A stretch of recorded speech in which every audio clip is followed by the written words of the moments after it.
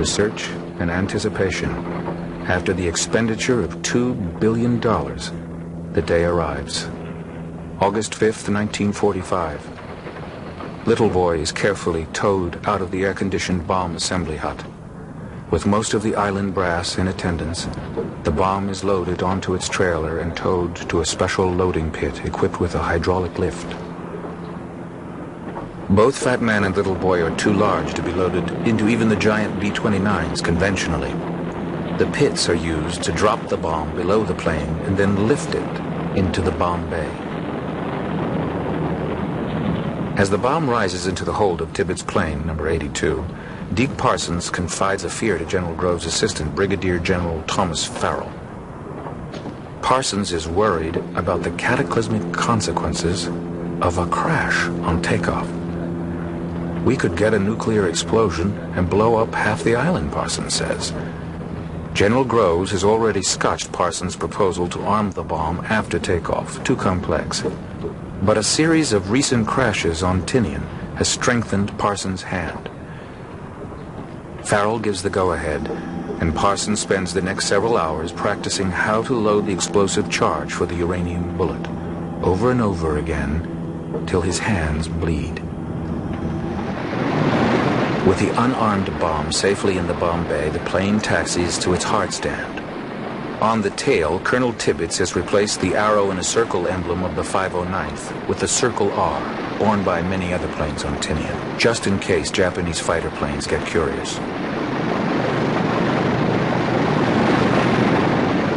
And now Tibbetts puts his mind to another paint job, bestowing nose art on this plane which will go down in history. He decides to name 82 after his mother, Enola Gay, and authorizes a sign painter to cross the line of MPs guarding the plane.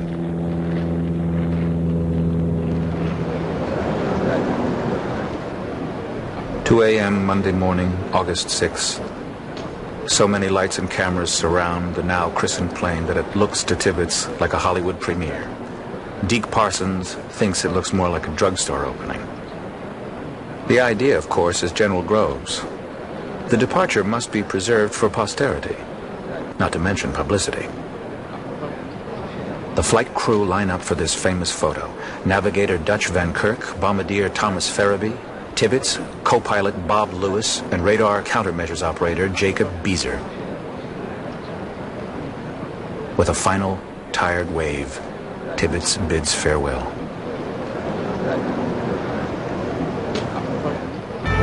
At 2:45 a.m. Tinian time, Enola Gay trundles down the runway. With the bomb and extra fuel, she is 8 tons over normal gross takeoff weight.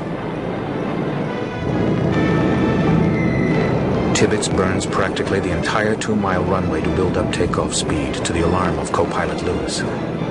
But at the last moment, poor Tibbetts eases back on the yoke, and the Enola Gay edges skyward towards a dying but defiant empire. 3 a.m., the Enola Gay cruises through the darkness at low altitudes towards her rendezvous with the camera and instrument planes. Weaponeer Deke Parsons and his assistant Morris Jepson crawl into the bomb bay to insert the explosive charge into the bomb. In less than 30 minutes, the job is done, and Jepson replaces a green-painted plug jutting from Little Boy's side with a similar red plug. When that green plug was in, the so-called firing system was isolated from the whole circuit. It was out of the system.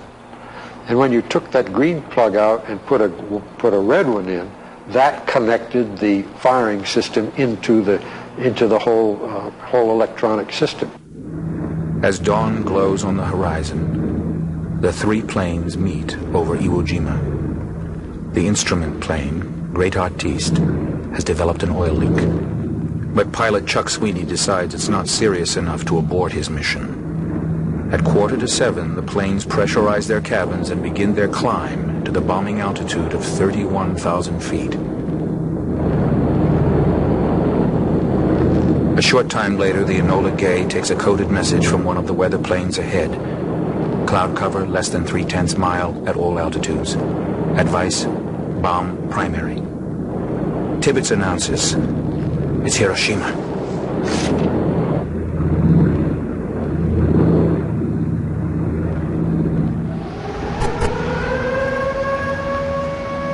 The all-clear sounds over the city of Hiroshima as the American weather plane departs. Factory workers return to their labors and soldiers at 2nd Army headquarters retake the parade grounds. Life returns to normal. In Enola Gay's co-pilot seat, Bob Lewis has been keeping a journal of the mission's activities. As the Enola Gay nears Hiroshima, Lewis writes, "There will be a short intermission while we bomb our target." At 8:11 a.m., Bombardier Tom Farabee throws aside his baseball cap and adjusts his Norden bomb sight. Colonel Tibbets switches control of the plane to Farabee, who sights his aiming point, the main T-shaped bridge over the Ota River. Seconds later, Farabee switches on the radio tone, alerting all the planes that the drop is imminent. Farabee's finger hovers over the manual drop switch, but the automatic system works perfectly. At 17 seconds past 8:15 a.m., Little Boy plummets out of Enola Gay's bomb bay, abruptly cutting the drop tone. Tibbets shears his plane into the well-practiced 158-degree diving turn.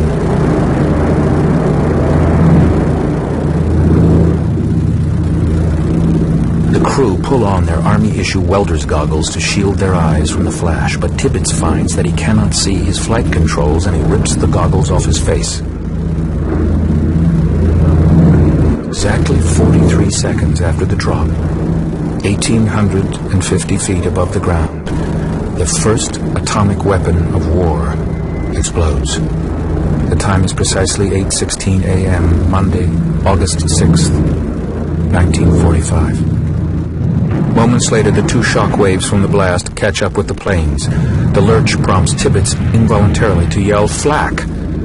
The camera plane has circled around behind Enola Gay and Great Artiste to capture the blast as it happens. The other two airplanes, after they dropped the bomb, they made a turn. So when the bomb exploded, they were actually, their tail was towards it. They couldn't see it. But we went directly into it. So it exploded right in front of our airplane. So we could see the explosion and the whole thing as they went out from the heat that moved out, and then as the ball started and moved in, it just rose up and sucked everything back in. And as it got different altitudes, it was turning red and yellow and purple and all. So just boiling on like inside. Unfortunately, none of the film taken from the photoplane turns out. This rare footage, shot handheld from the instrument plane, is the only film of the Hiroshima atomic cloud known to exist. As the planes circle Hiroshima for a better look at the boiling, turbulent inferno below, co-pilot Robert Lewis adds one more entry to his journal. "My God," he writes, "what have we done?"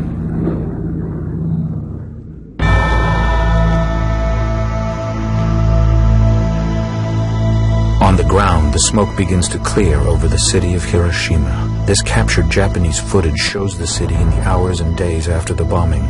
The film will remain classified for 25 years after the war. The power of the blast is immense, equivalent to 13,500 tons of high explosive. The temperature at its center momentarily reaches 100 million degrees. Temperatures on the ground of 5,400 degrees Fahrenheit melt tile and granite for a distance of 3/4 of a mile around ground zero.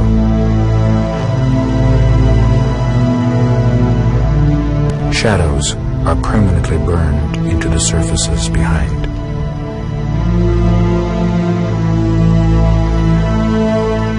Nearby pedestrians are vaporized where they stand at the moment of detonation, leaving behind a shadow etched into the concrete. The blast wave rockets outward from the hypocenter at 1,100 feet per second, the speed of sound. Within a mile, only buildings of reinforced concrete remain standing, though shattered. Everything else is reduced to rubble.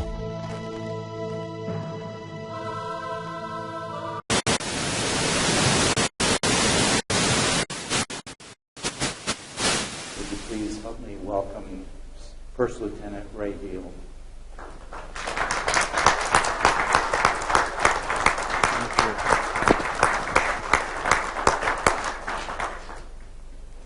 It is, what we're going to do tonight for you is just simply to talk through Ray's experiences as he prepared, entered the Air Force, prepared for this mission, executed this mission, and came home. And then we're going to open up the floor for questions and adjourn tonight. But Ray, just as an introduction, born in Chicago in 1922, the last of 10 children. Graduated from high school in 1940, entered Hope College. As a freshman at Hope College, Japan attacked Pearl Harbor. And we're going to kind of pick it up there because, Ray, you went ahead and enlisted in the Air Force Aviation Program. Why did you do that? I enlisted because I wanted to keep getting drafted.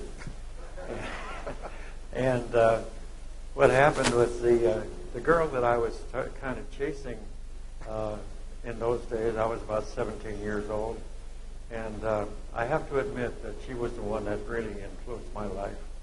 And I appreciate all these ladies here tonight. But when she got into college, I had to sign up with the Aviation Cadet Program because I wanted to keep from getting drafted. And then I had a 5-year deferment, but it lasted only 5 months. The Air Force needed pilots real badly in that day, and so they took me in. And then I went through pilot training, primary, basic, and advanced training, and then got into the B-17 program. And then when we got into Lincoln, Nebraska, where the setting up air crews, the new B-29 program was just beginning, and the 15 airmen from Sebring, Florida, that I was with, suddenly got transferred to Fairmont, Nebraska, as co-pilots, and we got into that particular program, and pretty soon we were qualified to be crews that would go to Pacific. And then Colonel Tibbets came through all of the B-29 bases in Nebraska and Kansas and so forth, and he found out that 393rd had the most time in B-29s, and so he selected those 15 crews and moved us all to Wendover, Utah. And he said, "You people are going to be in a top-secret program."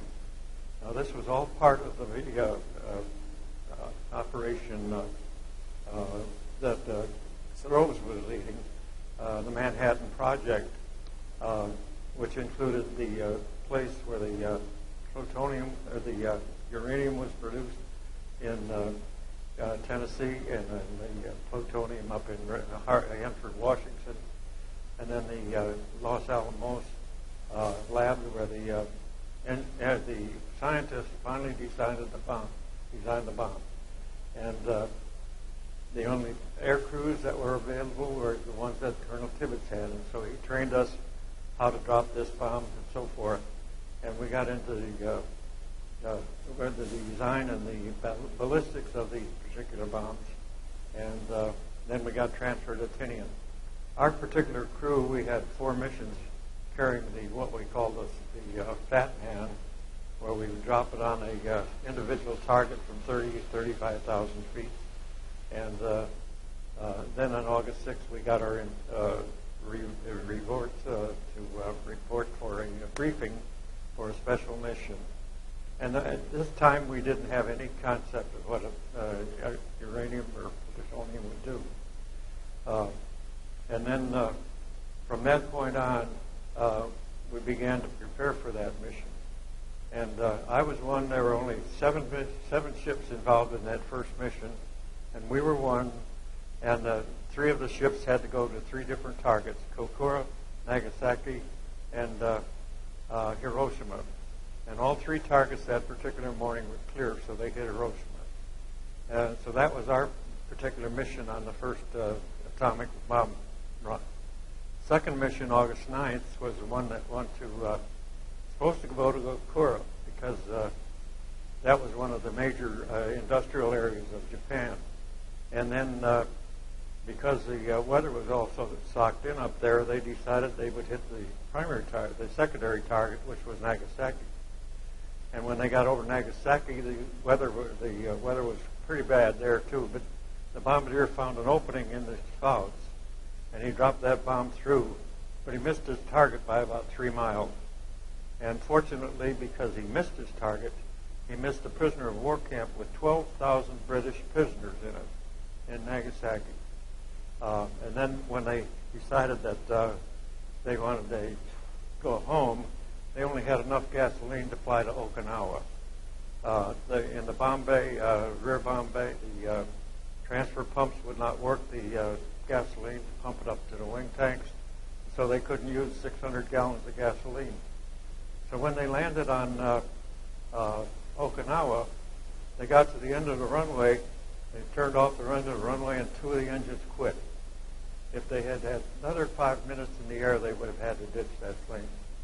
What else do you want to know about that particular area? We go through. We've done. Tell us a little bit about Operation Solar Flare. I do have to say one more. You mentioned that there were no pictures of the atomic bomb that went at Hiroshima. That airplane that was flying, he flew 3,000 miles up and back. And they had a special photographer from 20th Air Force, from General LeMay's office, take care of the cameras that were installed in that particular airplane. When he turned on the final approach behind the to pick up the pictures of the explosion, he forgot to take the lens cap off. No pictures. So that was the one there. You want me to tell them about Speedy? All right, yeah. How do we all have call signs, aviation, etc.? So how did we arrive at the call sign Speedy? When we were at Fairmont, Nebraska, I was assigned to Colonel Ralph Taylor, pilot's handbook for a B-29 program, size of a telephone book. In the restaurant or in the officers' club at dinner time and lunchtime, I handed it back to him. And he was a Southern gentleman. He said, "My God, Lieutenant, you read that thing in 3 days? You are so damn speedy." And ever since that, that's what they called me in the Air Force. You've got a B-29 here between us as a model you have, and it's signed by Colonel Tibbets. Tell us an autograph. Tell us a little bit about your relationship with Colonel Tibbets. What did you come to know about him and your experience? Well, when we first got to Wendover, Tibbets told us we were working on a top secret program of the Air Force. And all of the orders that we received came from Washington, D.C., from General Arnold and from President Truman. And he warned us that if we talked to anybody about it, we would get transferred out real fast. And so we learned very quickly. You didn't discuss what you were doing, what you were flying, where you were stationed, anything about the particular program that we were in. So we kept our mouths shut. And the only problem was that down in Los Alamos, the Russians had a spy, and they were getting all the information about the atomic bomb from him. And about three or 4 years after we dropped that bomb on Hiroshima, the Russians dropped theirs. You mentioned in describing the mission, the film alludes to this. There are 3 aircraft. Just tell me the roles of the 3 aircraft again. The bomb ship was one. An instrument ship, which was monitor the dropping of the bomb as it fell, was the other ship. And the third ship was a photography ship that didn't do the job that it was supposed to do. Exactly. And what we talked about this last week when we were talking about this, and I found this remarkable, and I don't know if you caught this or not as Ray was talking, but is it true, isn't it true, that while you did all this practice, 30,000 feet, all the training, Omaha, the aircrafts were reconfigured, you knew this was a special mission, you knew it was top secret, but when did you know that you were delivering the atomic bomb? We had no concept when we took off on that weather mission that they're carrying an atomic weapon. We had no time in the time. There was 7 months we were at the Wendover, and when we got to Tinian, nobody ever talked about atomic energy. Right. It was top secret all the way through. So you thought it was just another mission, just a special We mission? thought it was another high explosive mission. And you learned it was an atomic bomb when? When we landed after we did the weather reconnaissance, we landed back at Tinian, and by that time President Truman had announced that the first atomic bomb had been dropped by the 509 Airborne. You had helped in this mission. You flew on this mission, and you didn't know it till you landed. Not until we landed. And the ground crews told us That's that it was amazing. on the radio. That's beyond belief. We were talking this week in his room, and I don't want to mention one Yeah. thing. Saw the pictures of the destruction that was done. Mm-hmm. That was 90 pounds of uranium. That's all it was. Oh, And when that thing went off, it was like 500,000 pounds of explosives. And so when you talk about atomic energy and atomic bombs destroying people, it doesn't take much. The one on Hiroshima, on Nagasaki, carried 13 pounds of plutonium. It was the size of a tennis ball, about the size of a grapefruit. And it had explosives all around. 64 explosives were triggered at one point. And when that compressed shock wave hit that plutonium, it condensed it to about the size of a tennis ball. And that's what exploded the one at Nagasaki. walk us through these slides, if you would. Okay, so this is your mission crew on Full House. Yes. And No, just a moment. Okay, go I ahead. have to correct you on that. Okay, I've go never heard of the first guy on that list, Dr. Captain Dupree. Okay. Never heard of him. Okay. But Ralph Taylor was a captain. Okay. I was a co-pilot. The rest of those were all bombardier, navigator, and enlisted men. And are any of them still with us? Are any of those folks still with us in terms of your reunions? No, they're all gone. They're all gone. I'm 91 now, and all of the can I tell them what happened in 91? You can. We had a reunion at Whiteman Air Force Base in Missouri, where the B-2 is stationed. And there were only 2 pilots left of the 30 pilots that we had. I was one, and another fellow was with me. And we climbed all over that B-2 bomber and got in the cockpits and so forth on the ground. And then they finally told the 2 of us, they said, okay, you guys go over and fly the simulator. So we went over to the simulator building, and we climbed into the cockpit of that little B-2. And there were several people. I had my 2 daughters with me. They were standing behind me. And the guy, the instructor was sitting in the right-hand seat, and I got in the left-hand seat. He said, okay, we're going to take it off. And so he told to taxi it out. The B-2 is all controlled by a stick. There are no rudders on the B-2 bomber. So with your stick, it controls your nose wheel and so forth, so you can taxi by the stick. And so we taxied out to the runway, and he said, okay, I'll throw the power to it, you take it off. So we took it off. We got up to about 3,000 feet in about 20 seconds. And he said, okay, we're going to circle around, and you're going to take it in and land it.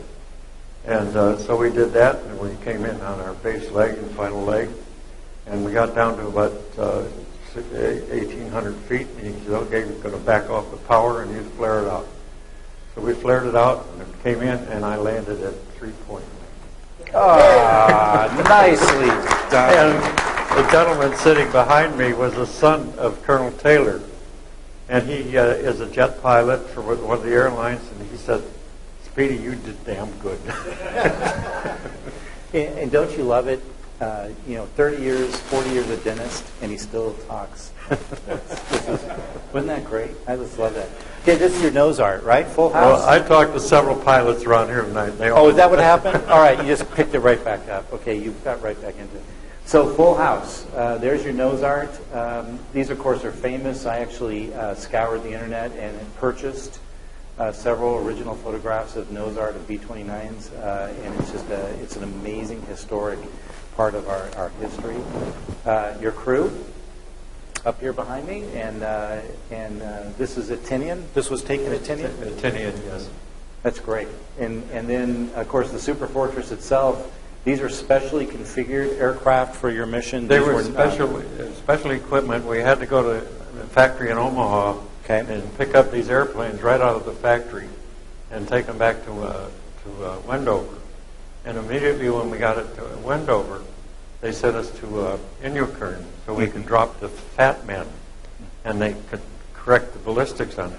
We had those bombs flying all over the air, and finally they had a bomb that fell, and they made the tail act like a parachute.